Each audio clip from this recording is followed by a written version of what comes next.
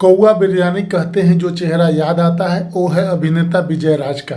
विजय बॉलीवुड के उन चंद कलाकारों में से एक जिन्होंने कम स्क्रीन टाइमिंग के बावजूद अपनी दमदार एक्टिंग से लोगों के दिलों में अमिट छाप छोड़े।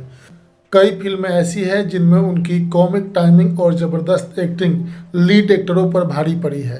हालांकि इस मुकाम तक पहुंचना उनके लिए इतना आसान नहीं था। हाल ही में एक इंटरव्यू में विजय राज ने अपनी संघर्ष भरी जिंदगी के बारे में बात की। उन्होंने बताया कि शुरुआती दिनों में हालात इतने खराब थे कि खाने तक के पैसे नहीं होते थे। मजबूरी में उन्हें दिल्ली के करोल बाग की एक साड़ी की दुकान में नौकरी करनी पड़ी। उस वक्त उनकी उम्र सिर्फ 18 साल थी और परिवार के लिए उन्होंने कम उम्र में ही काम करना शुरू कर दिया था। विजय कहते हैं कि एक्टर बनने का उनका कोई प्लान नहीं था। वो एक अकाउंटेंट की नौकरी कर रहे थे और साथ में इवनिंग कॉलेज में बीकॉम की पढ़ाई कर रहे थे। फिर उनकी मुलाकात कुछ थिएटर कलाकारों से हुई।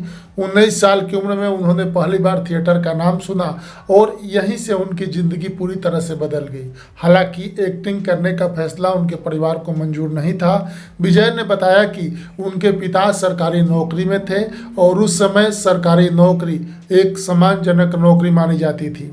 उनके पिता को लगता था कि अगर उन्हें चपरासी की नौकरी भी मिल जाए तो जिंदगी सुरक्षित हो जाएगी, लेकिन विजय ने वो रास्ता नहीं चुना।